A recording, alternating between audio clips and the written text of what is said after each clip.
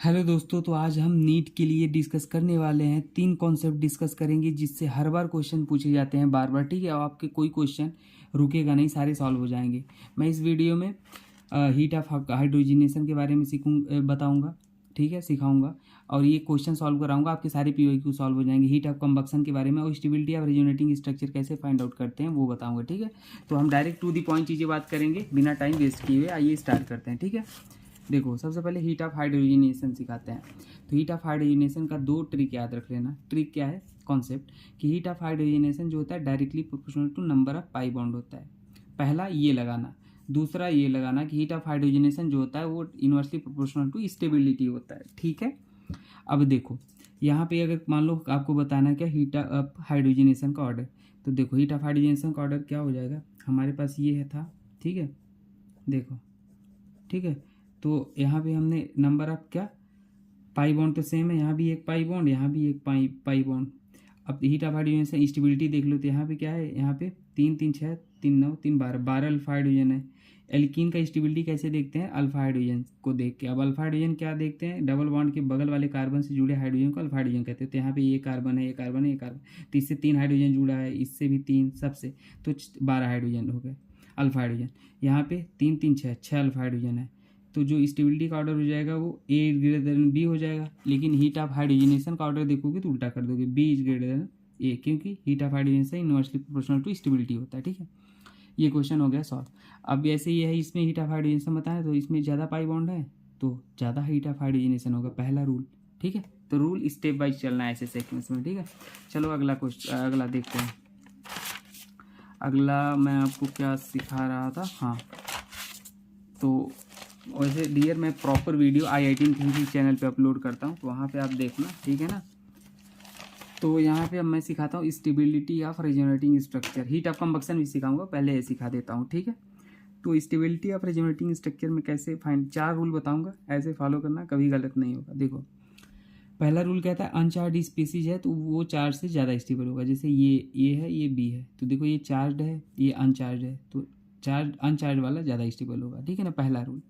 अगर पहला rule fail होता है, दूसरा रूल ये कहता है नंबर ऑफ पाई बॉन्ड जितना होगा स्टेबिलिटी उतना होगा। जैसे ये स्ट्रक्चर है तो इसमें देखो 2 पाई बॉन्ड है, इसमें 1 पाई, पहला देखो पहला फेल हो गया रूल, ये भी चार्ज है, ये भी चार्ज है, तो दूसरा पाई बॉन्ड देख लो, इसमें 1 पाई बॉन्ड, इसमें 2 पाई बॉन्ड, तो जितना ज़्यादा पाई बॉन्ड उतना ज़्यादा स्टेबल, तो बी इज मोर स्टेबल था ना। तीसरा रूल ये कहता है कि मोर इलेक्ट्रोनेगेटिव एटम हमेशा नेगेटिव चार्ज को पसंद करेगा, लेस इलेक्ट्रोनेगेटिव एटम पसंद नहीं करेगा नेगेटिव चार्ज को। जैसे मान लो एग्जांपल है, इसमें स्टेबिलिटी बताना है, तो देखो यहाँ कार्बन पे नेगेटिव है, यहाँ ऑक्सीजन पे नेगेटिव है, तो ऑक्सीजन नेगेटिव पसंद करेगा, इसलिए स्टेबिलिटी बी की ज़्यादा होगी ए से, ठीक है। चलो अब अगला देखते हैं।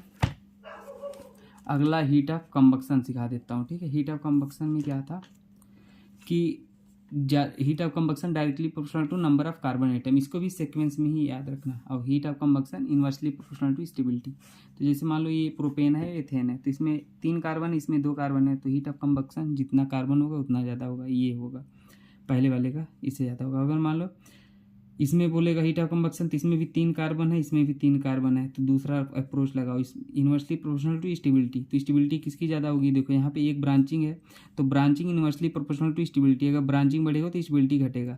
तो अगर ये कम स्टेबल है तो इसकी जो हीट ऑफ कंबक्शन होगी वो ज़्यादा होगी, मतलब इसकी हीट ऑफ कंबक्शन ज़्यादा होगा, ठीक है।